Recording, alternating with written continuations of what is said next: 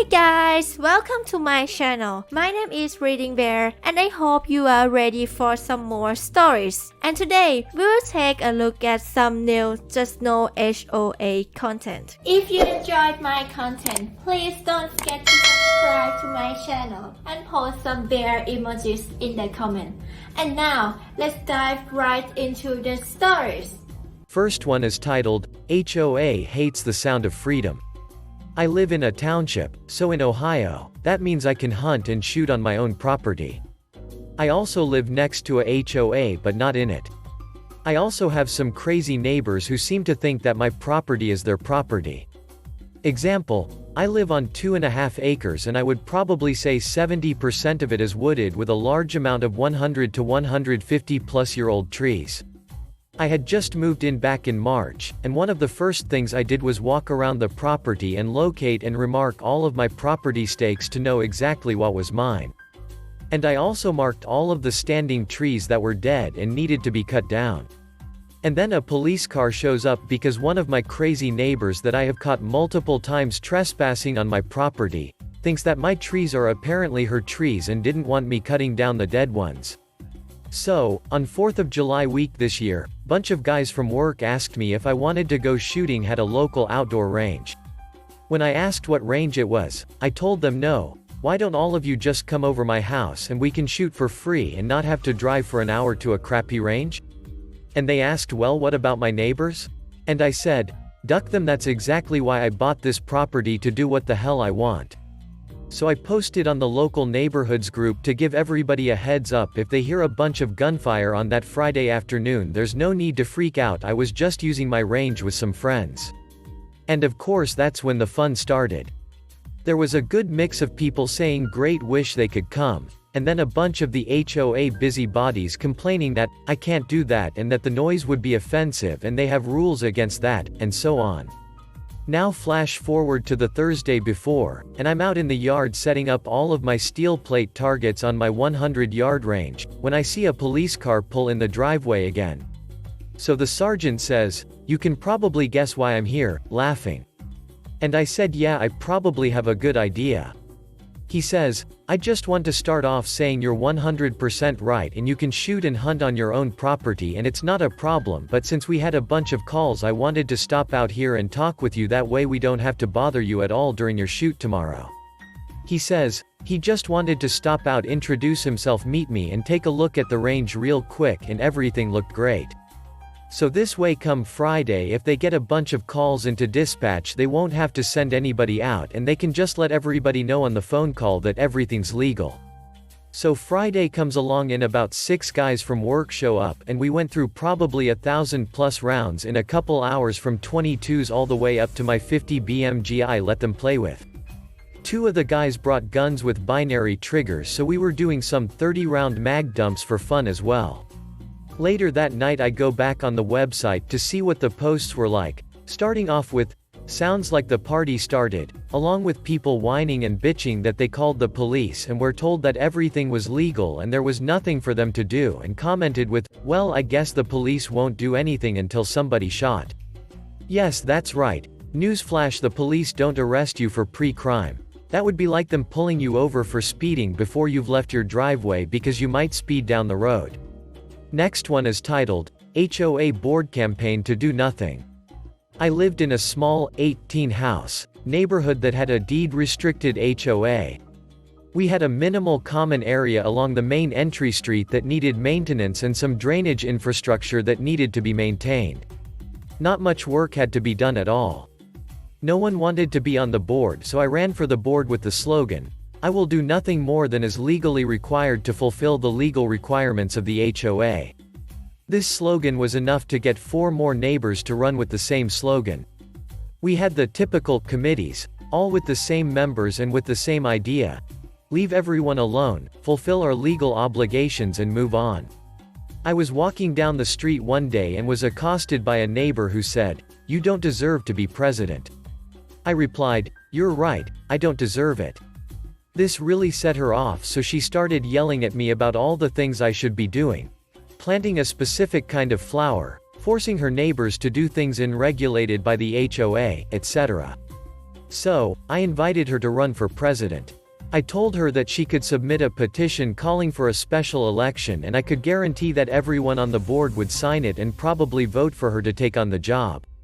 This, of course, just infuriated her. So she started writing letters to the board complaining about everything. We ignored the letters, which, technically was a mistake. Our HOA documents required all letters to receive a response. She continued to send letters that had nothing to do with the HOA, so we crafted a malicious compliance response that read, "Thank you for your letter to the HOA board. After careful consideration we have decided to ignore it." We then included instructions on how to call for a special election to have us kicked off the board and promised her the support of all board members if she chose to circulate the required petition. She sold her house and moved. Our board continued with the same philosophy for the 12 years I lived there. Nothing more than legally required and leave everyone the hell alone. We would hold a homeowners meeting once a year, which was nothing more than a potluck dinner. We had to invite someone from the compliance company who worked for us to make sure we covered everything required for our annual meeting and reporting, and we would always have an agenda item under new business. Does everyone promise to be a reasonable adult? I've moved to a new, 14-house, neighborhood with an HOA. I haven't yet decided if I'll run for the board. Edit to answer a common question. Why not dissolve the HOA? An HOA was required for a planned community, which was the type of community in which we lived. Planned communities are built under specific laws and regulations, and one of the requirements is that they have an HOA. In order to disband, or form an HOA, you have to have unanimity of all property owners. Typically, the HOA is created by the builder, so when people buy the house in a planned community, they're buying into the HOA, it's a deed restriction. Assuming we could get the unanimity required to disband the HOA, we would still have the problem that the HOA, as a legal corporation, owned common areas, property owned equally by all homeowners, and we had common infrastructure, a drainage system. Someone would have had to have been able to take ownership of that property and the resulting liability, pretty much an impossibility. That drainage system only benefited the homeowners, and it made sense that it be owned by the community, thus the need for the HOA. Next one is titled, Parking Nightmare. This seemed like a good place to share a recent nightmare we had with the HOA. Our HOA sucks, don't most? From a lien being put on the house for less than $200, to complaints about weeds when we had obvious construction going on at the house after it flooded, there has been some stupid crap. A recent one really pushed some buttons though. My parents plan to move in the next few years and they will be avoiding HOAs. Here's how the story goes. We have 4 vehicles, 3 cars and a truck. We have a 2-car garage that we use for storage, and it's honestly small. Trying to fit 2 cars in there would be pretty much impossible unless they were tiny. They decided not to bother trying to park in there though, it's more useful for storage. So we park 1 car in the truck in the driveway and 2 cars on the street. Just a note, at one point the HOA tried to make it against the rules to park on the street, but they were shot down on that. My parents got a letter from a lawyer, rather than from the HOA directly, about a complaint about us parking in the street. 2 important facts about this. The HOA was charging her the legal fee. They never bothered to contact her directly about this, just went straight to the lawyer. And it said specifically not to contact the HOA directly regarding this and to only contact the lawyer. So my mom contacted the lawyer, talked about the complaint. They asked about the garage and if it was being used, and she said it was. They asked if it was for cars and she said no, it's storage. They go over the details and that seems like it's it. They get another letter from the lawyer a while later saying that they did find them to be in violation of the rules. One of the rules was that the garage must be fully utilized before you are allowed to park on the street. It doesn't specify that it has to be by vehicles. That garage is fully utilized, but the lawyer was interpreting it to mean it had to be vehicles even though that is not stated. I believe they were giving 2 weeks to clean out the garage and park 2 of the cars in there. The letter also stated that since my mom had contacted the lawyer regarding this, that she now owed additional legal fees. Remember how the first one said not to contact the HOA and to contact the lawyer? Yeah, it mentioned no fees as part of that. My mom contacted the HOA about it at that point and had plenty of complaints. The legal fees was one of them. There was no reason to go directly to a lawyer about this, and she was never informed beforehand. A big one was if they really expected us to rotate our vehicles on a daily basis. The truck is not going to fit in the garage. Mine and my dad's cars might. This whole BS seemed like it would result in 2 cars in the garage and the truck and third car parked directly behind them in the driveway. The person she spoke to say they didn't expect them to do that. Then what was the problem to begin with? Even if we clean out the garage and park 2 cars in there, we would still have 2 on the street. It would just leave our driveway empty. I think they realized the stupidity behind this whole thing at that point because we did not make a single change. We still parked 2 vehicles in the driveway and 2 in the street. A few months after that phone call, she got a letter from them saying that we are now in compliance. Next one is titled, How a HOA Destroyed My Parents. So this happened almost 10+ years ago but has cemented my hatred for HOAs. My family is from Guam, a small Pacific island and US territory, where there isn't much of any HOAs. We moved stateside around 2001 to 2002 when my dad decided he wanted to. My parents had good jobs and made good money and decent credit. We lived in Tennessee for a while until we drove up to Indiana to visit some family.